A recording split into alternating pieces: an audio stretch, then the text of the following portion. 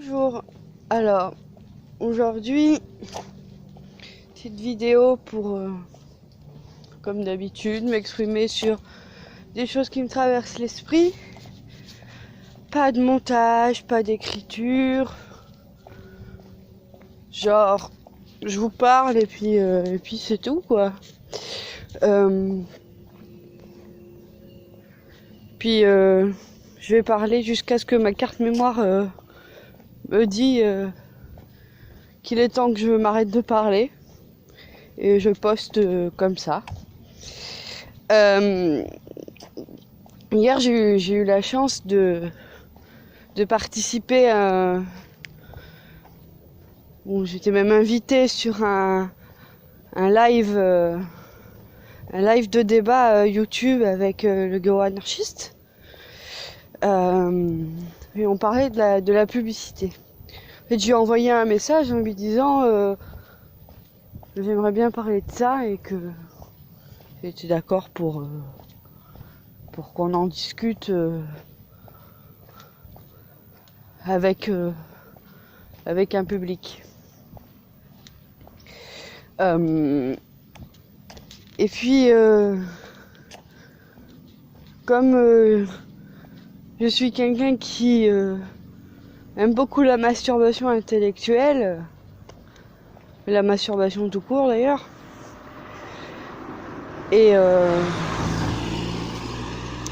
il m'est venu des réflexions dans la tête. Alors je suppose que ce que je vais dire ça va paraître évident pour certains en disant qu'est-ce qu'elle nous raconte celle-là, non mon Dieu mais elle croit qu'elle a inventé l'eau chaude. Excusez-moi, faut que je crache. Voilà pourquoi il faut pas fumer. Bon,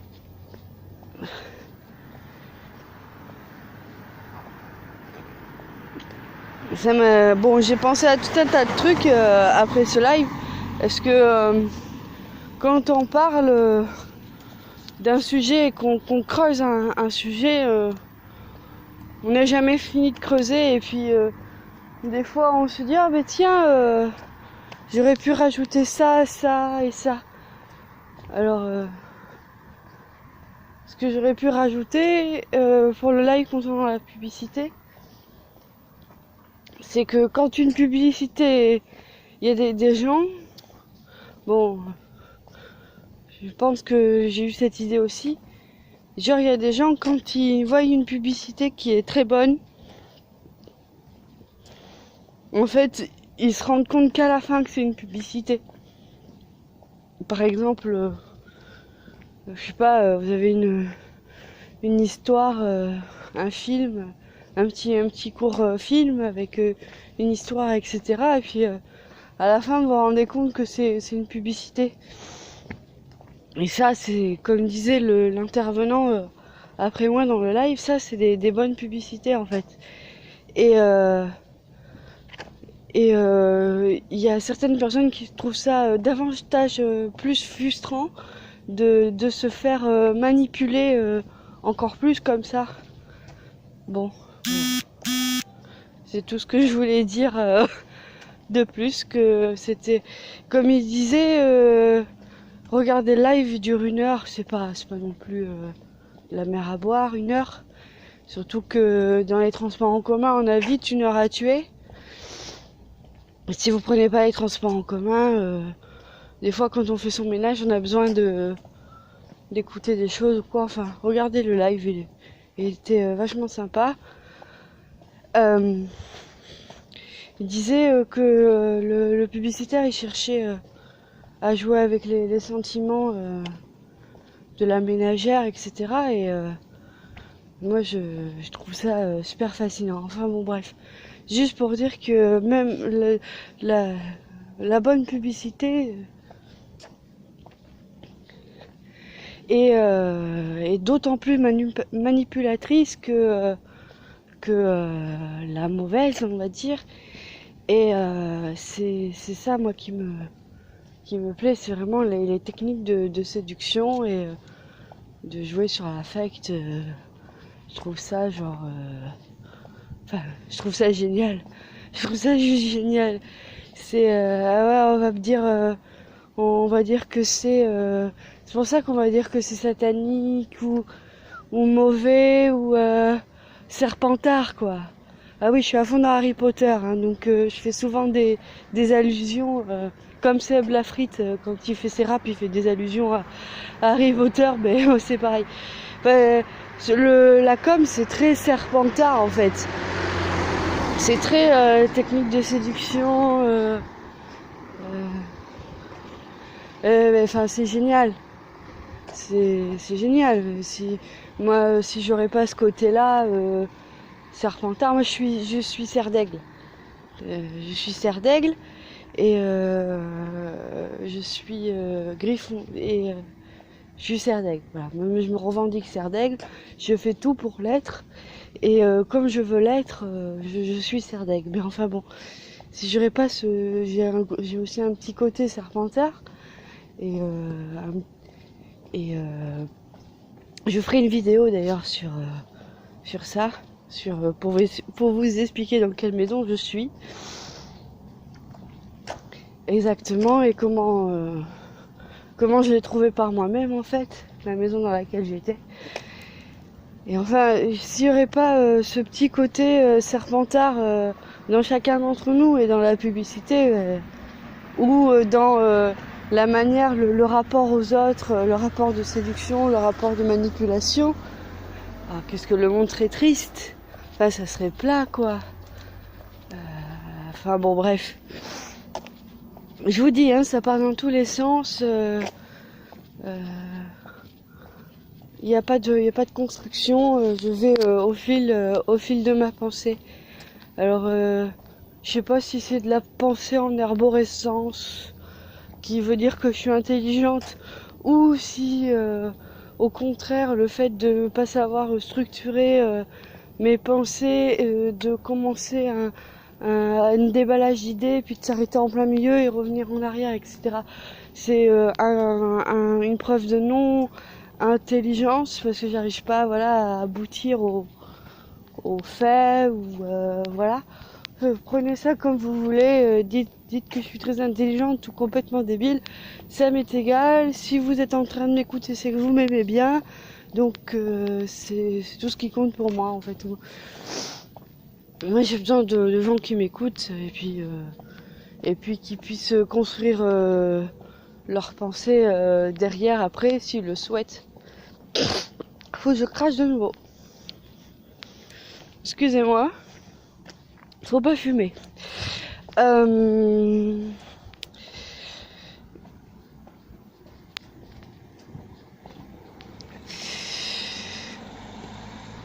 L'idée de la création,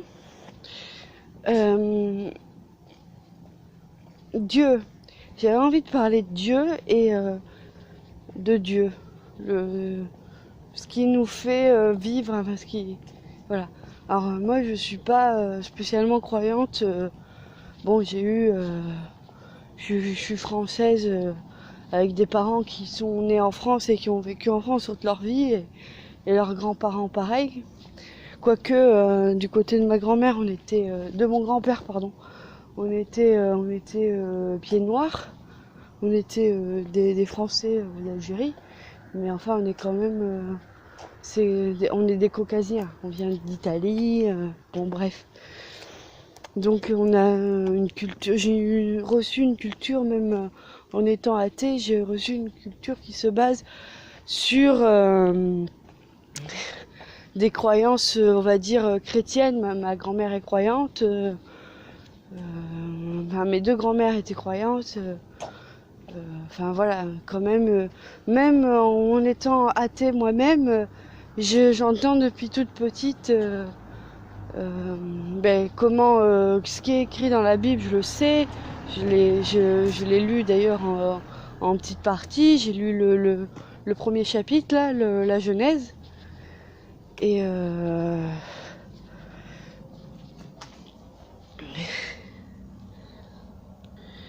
donc je sais plus ou moins ce qui est écrit dans le grand livre. Et notamment on va dire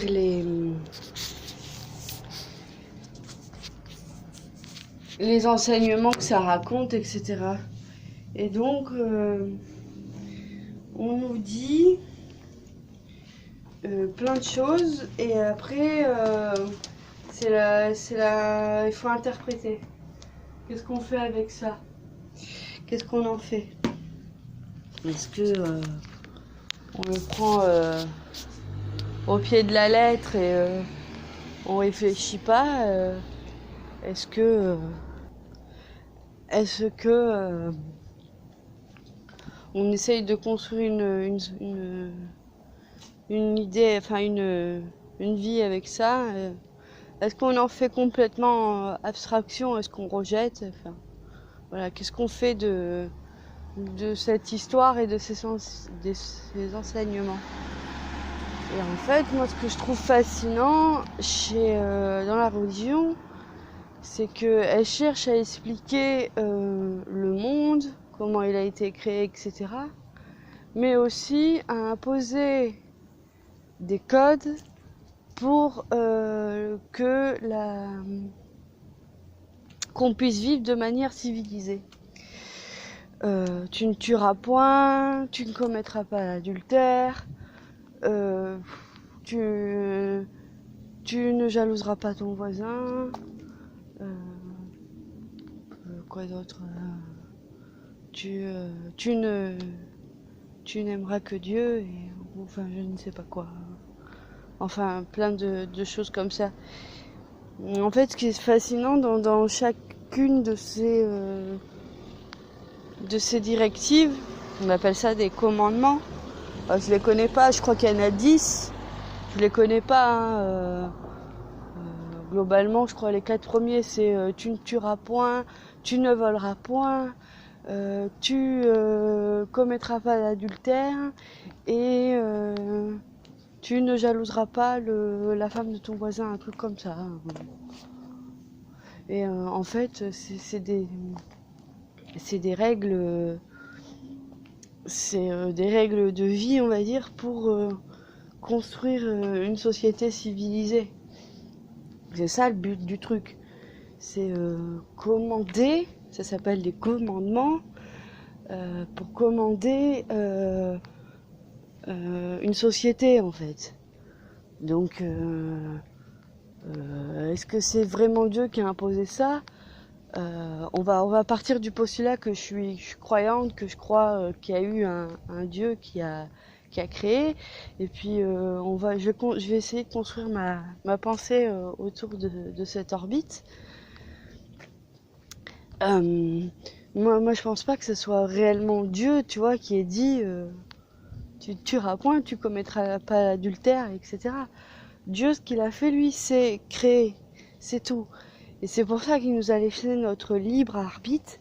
C'est pour que sa création se développe et engendre d'autres créations. C'est un peu comme si nous, humains, on créait les IA, le transhumanisme, enfin l'homme machine, la machine homme, et qu'on l'a laissé penser pour qu'à son tour elle puisse se faire une autre homme-machine, et que ma création en tant qu'homme soit perpétuelle pour des siècles et des siècles. Amen. Vous comprenez où je veux en venir? C'est Dieu, il est il a existé, s'il a vraiment créé quelque chose, il est éternel du fait qui est laissé à la possibilité à sa créature de créer. Comme même sans aller dans la fabrication de l'homme-machine. Moi, si avec mon partenaire, je crée la vie, un enfant, je suis une créature qui est capable de créer. La plante, elle va faire ses racines, elle va se développer, elle va faire son pollen, ok? On dirait Jean-Claude Van Damme qui parle, enfin bon. elle va faire son pollen, ok, le pollen il va s'envoler, hop, tac, tac, il va trouver une autre fleur, clac, et il va créer une troisième fleur, t'as vu, une troisième plante, une troisième entité. Et ça à l'infini. Et c'est ça en fait l'éternel. C'est ça le Père éternel, la création éternelle en fait. Il est là le truc. Et enfin, moi j'ai une meilleure idée pour la création. Et enfin, c'est pas une meilleure idée, on va dire c'est mon idée. Et moi je pense que il n'y a pas un créateur. Moi je pense qu'il y en a deux. Je vous explique pourquoi. Parce que, en fait, je suis partie de l'idée que pour créer la vie, il fallait deux entités. Il faut deux entités. Pour créer la vie, il faut un mâle et une femelle. Après, vous allez me dire, oui, mais il y a les organismes unicellulaires, là, ils n'ont pas besoin de partenaires, ils se divisent en deux et tac, ça fait deux entités.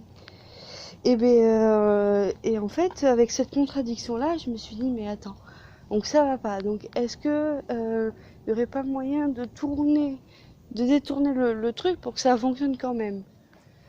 Euh, et, euh, et du coup, je me suis dit, mais oui, en fait, c'est tout bête. Genre la cellule qui se développe, qui se détache et qui se dédouble et qui en vient de deux entités distinctes, en fait, elle a besoin de quelque chose pour se développer. Un milieu aqueux, par exemple. Je crois, hein, je pense à un milieu aqueux où elle va être dans son développement. Et l'organisme qui se divise en deux pour créer deux entités, ça m'a rappelé quelque chose, ça m'a rappelé la création de la vie. Qu'est-ce que c'est qu'un embryon dans le ventre d'une maman? C'est comment dire? C'est une cellule, donc c'est deux moitiés de cellules qui se rencontrent, un spermatozoïde et un ovule qui se rencontrent et qui font une seule cellule. Et après, après, elles se divisent, on va dire à l'infini, enfin un nombre incalculable de fois pour créer une entité entière.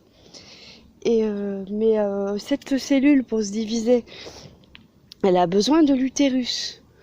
Et donc, il y a besoin d'un milieu pour se développer. Et moi, en repensant, en réfléchissant, j'ai dit, mais une cellule qui se divise à l'infini, qui se découpe en deux pour faire deux cellules, puis les deux cellules se redécoupent en deux pour en faire 4, et ainsi de suite en puissance de 2. Je crois que c'est ça, hein, la règle mathématique, c'est la puissance de 2. On arrive très vite à des très très grands nombres. Moi, ça me fait quand même penser à une quantité d'énergie et de matière très très resserrée qui se divise à l'infini. Ça me fait quand même penser au Big Bang en fait. C'est là le noyau de matière qui se divise à l'infini. C'est la puissance. Dès que j'arrive, pardon. C'est quand même, ça me fait quand même beaucoup penser au code génétique de l'embryon. Il se divise, il se redivise, il se divise, il se redivise, etc. Et à l'infini, enfin, c'est quand même le Big Bang, quoi. Et là où je dis où il y a besoin de deux choses qui vont venir créer la vie, c'est que pour que l'embryon, l'énergie, la matière se divise à l'infini de cette manière, il faut qu'il y ait un contenant. Et en fait, ce contenant, si on réfléchit, que ce soit l'utérus d'une maman ou le milieu aqueux de la bactérie ou encore l'univers, ce milieu-là, c'est la matrice. C'est ça, la matrice. C'est la mère, la matrice. Le contexte dans lequel on se développe. C'est la matrice qui, dans la matrice, il y a la matière, le père qui se développe, enfin dans la mère, la matrice. Et donc c'est pour ça que moi je pense qu'il n'y a pas, c'est pas le père le créateur, c'est le père et la mère. C'est la matière et la matrice. Je sais pas si je suis claire quand je parle, si c'est aussi clair pour moi que ça l'est pour vous, enfin si c'est aussi clair pour vous que ça l'est pour moi, pardon. Mais pour moi ça me paraît quand même évident que il est pas tout seul. Oh, t'es pas tout seul, t'es et en fait ça fait la troisième entité, ça fait le monde. On part de deux choses et on fait une troisième chose avec en la mélangeant. Alors c'est ça Dieu. Alors dans ces cas-là, Dieu c'est... Je suis dans le bus et du coup j'ai plein d'autres idées sur Dieu, mais je vais poster ça comme ça et je te retrouve dans une prochaine vidéo. Salut!